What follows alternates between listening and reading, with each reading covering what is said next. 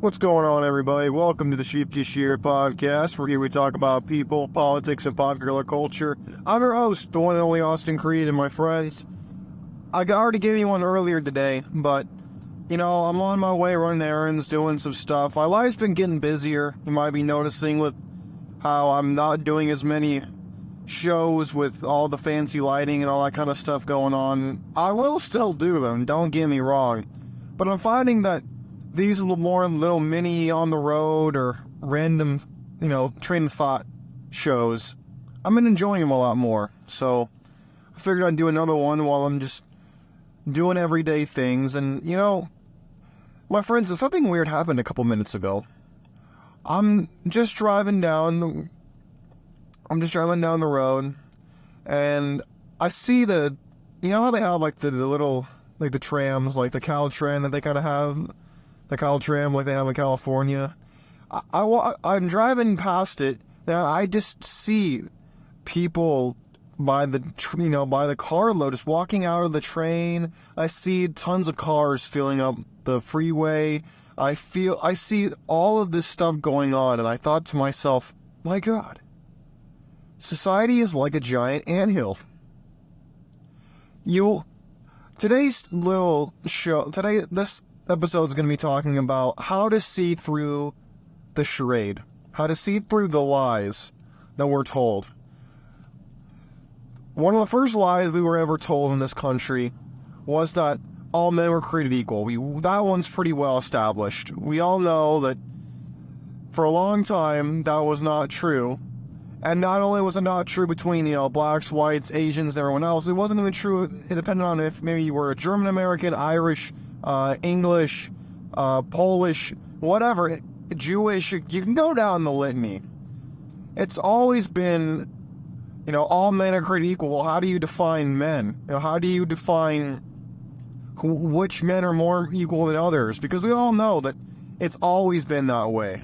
Just look back to what Alexander Hamilton and James Madison talked about with believing in elitism and in the simple reality that the average person was a schmuck. The average person was uneducated, uninformed, and very impressionable. That's why they feared the tyranny of the majority. If you read anything about the Federalist Papers or the Constitution, you know this idea of fearing the mob is present, and frankly, for a really good reason.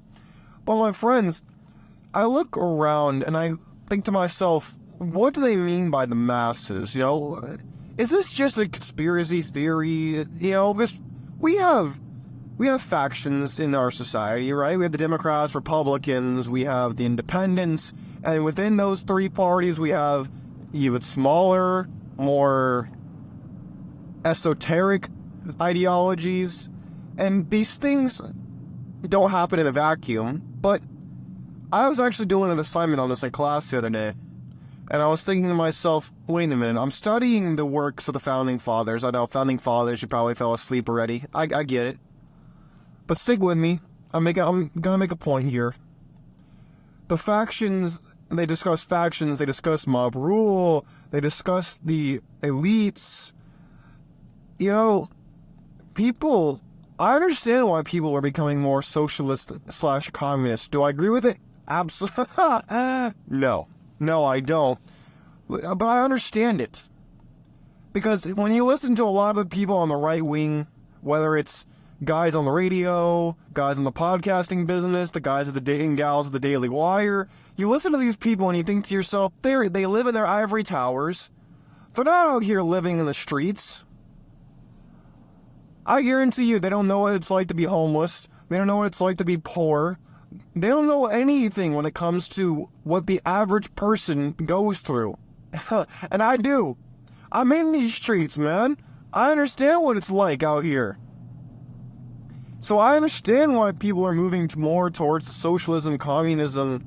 I get why, especially when I'm in college. Since I'm in college right now, after I got out of the military, I'm looking around and I hear these arguments in my classes. No, I don't agree with them because I know where communism leads. Communism leads to a mountain of skulls. Anyone who could pick up a history book or go on a history website could tell you that. So I don't believe in communism, and socialism is simply communism without a gun. So I don't believe in either one of those. Truthfully, I am more of an, anarchist type ideology at heart. But I don't believe in complete tribalism, because then you just have the strong eating the rich, which, already frankly happens, but it would happen in a less civilized way. So what you need to do is you need to see through the facade. Whether the facade is that the people in power want to help you, whether it's that, if you vote for me, I'll make this change, or whether it's this idea of if you just simply work hard enough that everything will work out for you. Look, I get it. There's a lot of facades out there. Now, working hard is important. Working smart is important. But it's also about who you know. It's less about what you do and more about who you know. Anybody who knows anything about business knows what I'm talking about. You could be a complete imbecile and know nothing, but if you know the right person, it does not matter. You will get a nice cushy job, and all your problems will essentially be solved in one fell swoop. Now, is that fair? No, it's not. But if we want to play the fair game, and we were all getting what we're due, a lot more bad will be happening to a lot more people, if we're all being honest, because I fundamentally believe most people are garbage. Not that they're not contributing to society, but they're not good people. Most people are not good people. But everybody has to believe they're a good person. Otherwise, what? Can you actually go on living knowing you're a complete lowlife piece of shit? Can you really go through life thinking about yourself? I guess it's possible, but it sounds pretty damn miserable to me.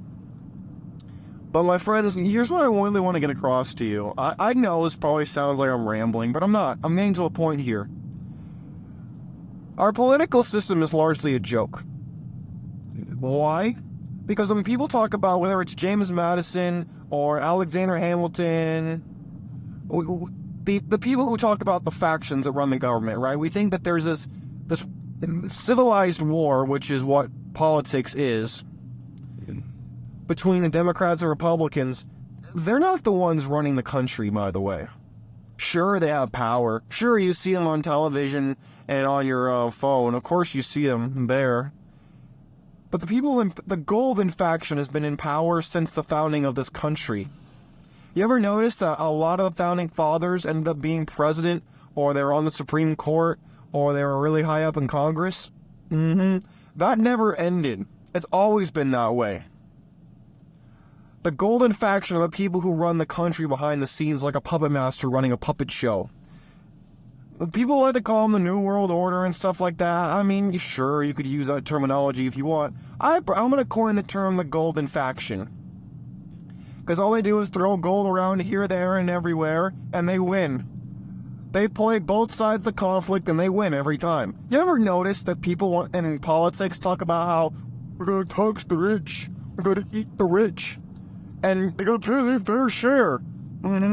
How much taxes do you think Jeff Bezos paid last year? How much do you think Warren Buffett paid last year? From what I remember, he quoted about how he paid less taxes than his secretary did.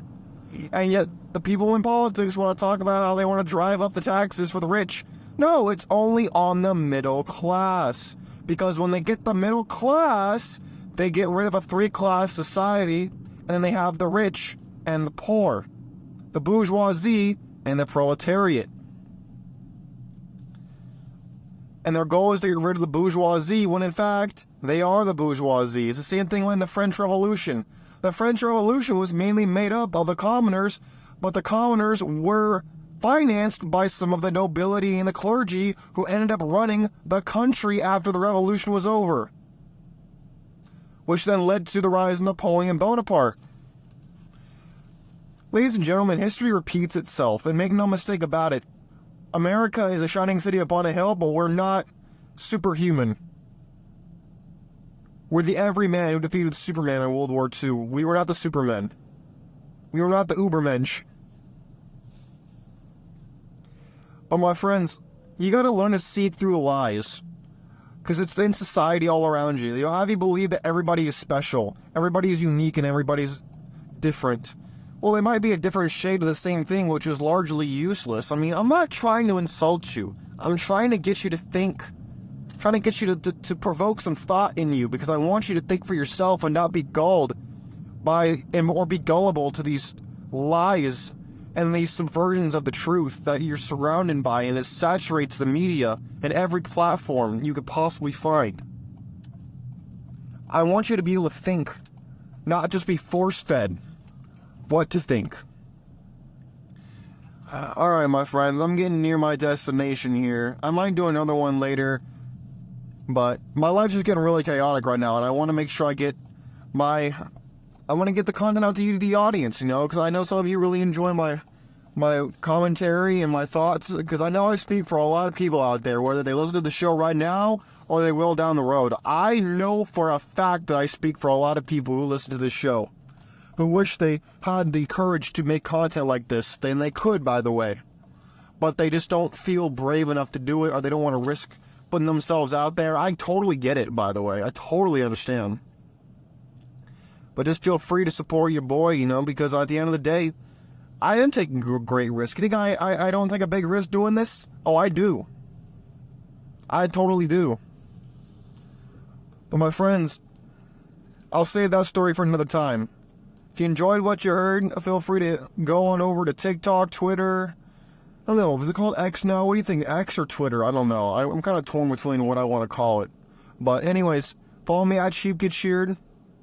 That's the place to find me.